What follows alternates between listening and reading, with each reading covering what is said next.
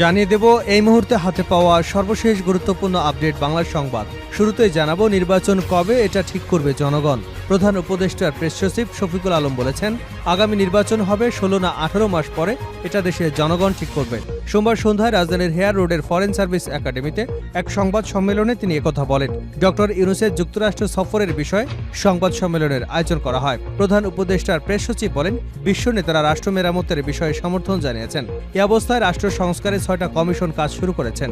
তবে পুরোদমে সংস্কার শুরু করবার আগে উপদেষ্টা পরিষদ রাজনৈতিক দলগুলোর সঙ্গে আরেক দফা আলোচনা করবেন।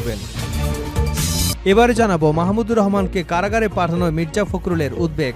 আমার দেশ পত্রিকার সম্পাদক মাহমুদুর রহমানকে জামিন না দিয়ে কারাগারে প্রেরণের ঘটনায় গভীর উদ্বেগ প্রকাশ করে তীব্র নিন্দা ও প্রতিবাদ জানিয়েছেন বিএনপির মহাসচিব মির্জা ফখরুল ইসলাম আলমগীর।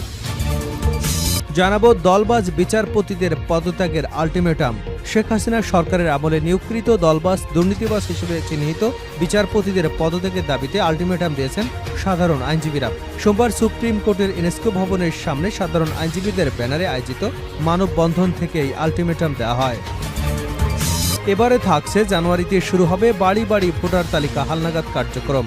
আগামী বছরের প্রথম মাস জানুয়ারি থেকে সারা দেশে বাড়ি বাড়ি ভোটার তালিকা হালনাগাদ কার্যক্রম শুরু হবে বলে জানিয়েছেন নির্বাচন কমিশন সচিব শফিউল আজিম। সোমবার আগারগাঁও নির্বাচন ভবনের সভাকক্ষে আয়োজিত অনলাইন বৈঠকের আগে ব্রিফিংয়ে এসব কথা বলেন তিনি। এদিকে পটুয়াখালীতে ছাত্রদল নেতার গাড়িতে আগুন। পটুয়াখালী জেলা ছাত্রদলের যুগ্ম আহ্বায়ক আলামিন হাওলাদার এবং ইয়ামিন হাওলাদারের ব্যবহৃত প্রাইভেট কার আগুন দিয়ে পুড়িয়ে দিয়েছে দুর্বৃত্তরা। সোমবার ভোরে পটুয়াখালী শহরের কলেজ রোড এলাকায় হাওলাদার বাড়িতে এ ঘটনা ঘটে। তবে কে বা কারা আগুন দিয়েছে সে বিষয়ে এখনও নিশ্চিত হওয়া যায়নি। এবং সর্বশেষ জানাবো আন্তর্জাতিক সংবাদ। মার্কিন দূতাবাসের দখল নিতে ছুটল হাজার হাজার জনতা। ইসরায়েলি হামলায় লেবাননের প্রতিরোধ যোদ্ধাদের প্রধান নেতা হাসান নাসরুল্লাহকে হত্যার ঘটনায় উত্তাল হয়ে উঠেছে গোটা মধ্যপ্রাচ্য। তার রেশ ছড়িয়ে পড়েছে ইরাকেও। শনিবার রাতে হাজার হাজার বিক্ষোভকারী নাসরুল্লাহর হত্যাকাণ্ডের প্রতিবাদে বাগদাদের রাস্তায় নেমে আসেন। টাইমস অফ ইসরায়েল জানিয়েছে, বিক্ষোভরতরা বাগদাদে মার্কিন দূতাবাস দখলের চেষ্টা করেছেন। তবে পুলিশ বিক্ষোভকারীদের বাধা প্রদান করে এবং তাদের লক্ষ্য করে জলকামান নিক্ষেপ করে। এ সময় বিক্ষোভকারীরা বলেন, যুক্তরাষ্ট্র এবং তার দোসররা তাদের সাথে বেইমানির মাধ্যমে কখনো বিজয় অর্জন করতে পারবে না। সব ধরনের অত্যাধুনিক প্রযুক্তি দিয়ে আমেরিকা সব সময় আমাদের উপর নজরদারি করে যাচ্ছে, কিন্তু আমাদের মুখোমুখি হওয়ার সাহস তাদের নেই, তাই তারা বেইমানির পথ বেছে নিয়েছে। এতক্ষণ শিরোনাম শুনছিলেন, এবার বিস্তারিত। প্রিয় দর্শক, আপনি যদি এই চ্যানেলে নতুন হয়ে থাকেন, ভিডিওটি দেখতে দেখতে চ্যানেলটি সাবস্ক্রাইব করে আমাদের সঙ্গে থাকুন। আর এই ভিডিও সম্পর্কে আপনি আপনার মূল্যবান মতামতটি কমেন্ট বক্সে জানিয়ে দিন। আর হ্যাঁ প্রিয় দর্শক, জানিয়ে দিন ভিডিওটি কোথা থেকে দেখছেন। নির্বাচন কবে এটা ঠিক করবে জনগণ। প্রধান উপদেষ্টার প্রেস সচিব শফিকুল আলম বলেছেন, আগামী জাতীয় নির্বাচন কবে 16 না 18 মাস পরে, এটা ঠিক করবে দেশের জনগণ। সোমবার সন্ধ্যায় রাজধানীর হেয়ার রোডের ফরেন সার্ভিস একাডেমিতে এক সংবাদ সম্মেলনে তিনি কথা বলেন। ডক্টর ইউনূসের যুক্তরাষ্ট্রের সফরের বিষয়ে সংবাদ সম্মেলনের আয়োজন করা হয়। প্রধান উপদেষ্টার প্রেস সচিব বলেন, বিশ্ব নেতারা রাষ্ট্র মেরামতের বিষয়ে সমর্থন জানিয়েছেন। এ অবস্থায় রাষ্ট্র সংস্কারের 6টা কমিশন কাজ শুরু করেছে। তবে পুরোদমে সংস্কার শুরুর আগে উপদেষ্টা পরিষদ রাজনৈতিক দলগুলোর সঙ্গে আরেক দফা আলোচনা করবেন। এ সময় রাজনৈতিক দলগুলোর সঙ্গে বসলেও আওয়ামী লীগের সঙ্গে আলোচনা হবে কিনা সে বিষয়ে উপদেষ্টা পরিষদ সিদ্ধান্ত নেবেন বলে জানিয়েছেন প্রেস সচিব শফিকুল আলম।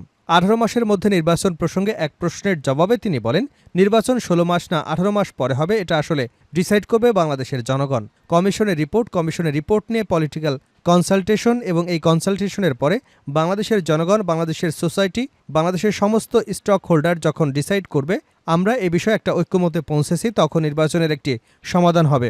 এটা কবে হবে তা এখনই নির্ধারণ করা যাবে না। আর আমার মনে হয় সেনাপ্রধান এখানে মতামত দিয়েছিলেন, আলোচনাটুকু খুব দ্রুত হবে, এটুকু আমরা বলতে পারি। আলোচনাটা শেষ হবার পরেই দেখবেন কমিশনের কাজ শুরু হচ্ছে। এছাড়া বিশ্ব নেতারা টাইম ফ্রেম জানতে চাননি উল্লেখ করে তিনি আরও বলেন, কমিশনের প্রতিবেদন নিয়ে রাজনৈতিক ঐক্যমত এবং জনগণ সহ সব স্টক হোল্ডারদের সঙ্গে আলোচনা ও মতামত নিয়ে নির্বাচনের সময় নির্ধারণ করা হবে। প্রধান উপদেষ্টা ডক্টর মোহাম্মদ ইউনূসের নির্বাচনে অংশগ্রহণ সংক্রান্ত বিষয় জানতে চাইলে শফিকুল আলম বলেন, তিনি এক কথার মানুষ, তিনি সিদ্ধান্ত জানিয়েছেন তিনি নির্বাচনে অংশগ্রহণ করবেন না। তিনি রাষ্ট্র মেরামতের এই সুযোগকে মহৎ একটি কাজ হিসেবে বিবেচনা করেছেন এবং এটিকে তিনি সফল জায়গায় নিয়ে যেতে চান। IMF, বিশ্বব্যাংক সহ বিভিন্ন সংস্থার আর্থিক সমর্থনের বিষয়ে উল্লেখ করে তিনি বলেন, এর পাশাপাশি বাংলাদেশের সংস্কার কমিশনগুলোকে বিশ্বনেতারা সমর্থন জানিয়েছেন।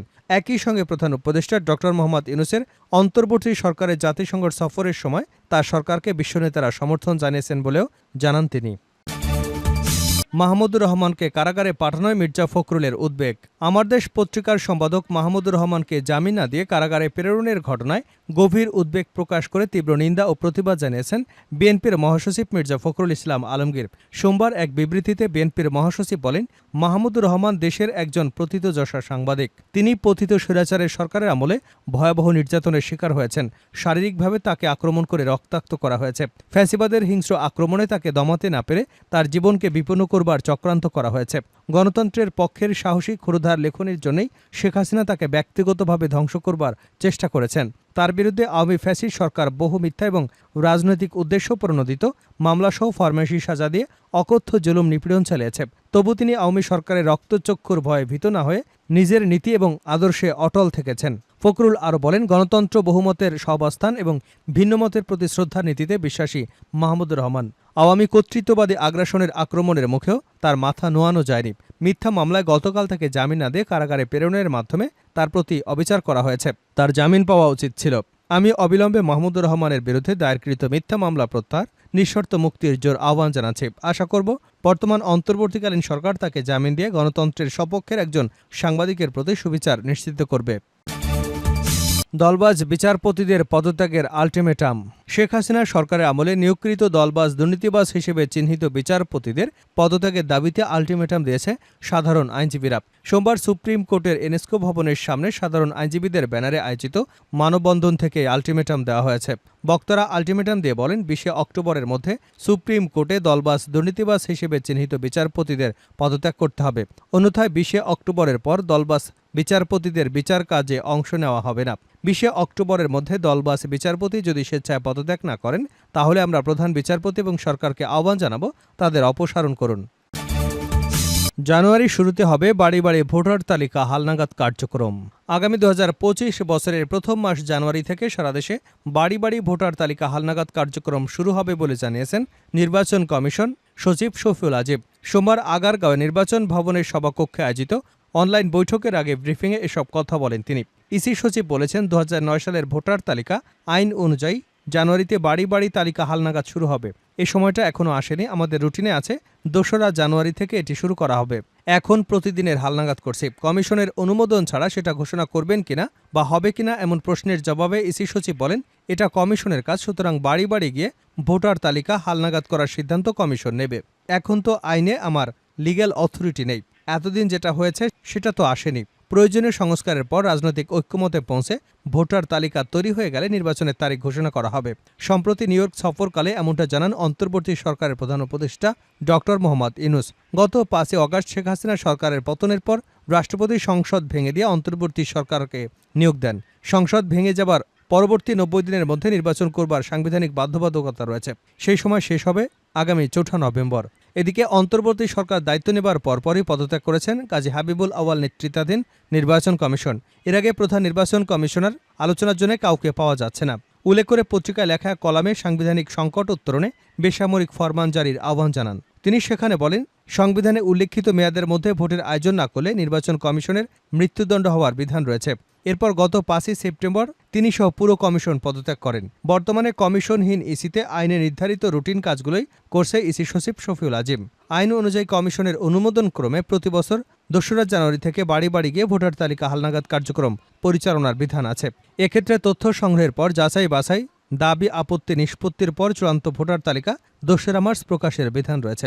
এক্ষেত্রে জানুয়ারিতে বাড়ি বাড়ি গিয়ে ভোটার তালিকা হালনাগাদ করতে হলে তার আগেই নিয়োগ দিতে হবে নতুন কমিশন। মার্কিন দূতাবাসের দখল নিতে ছুটল হাজার হাজার জনতা। ইসরায়েলি হামলায় লেবাননের প্রতিরোধ যোদ্ধাদের প্রধান হাসান নাসরুল্লাহকে হত্যার ঘটনায় উত্তাল হয়ে উঠেছে গোটা মধ্যপ্রাচ্য।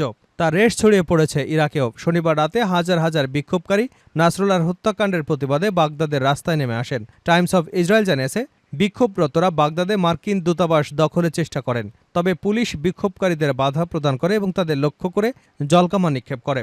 এ সময় বিক্ষোভকারীরা বলেন, যুক্তরাষ্ট্র এবং তার দোসররা তাদের বেইমানির মাধ্যমে কখনো বিজয় অর্জন করবে না। সব ধরনের অত্যাধুনিক প্রযুক্তি দিয়ে আমেরিকা সবসময় আমাদের উপর নজরদারি করে রাখছে, কিন্তু আমাদের মুখোমুখি হবার সাহস নেই তাদের, তাই তারা বেইমানির পথ বেছে নিয়েছে।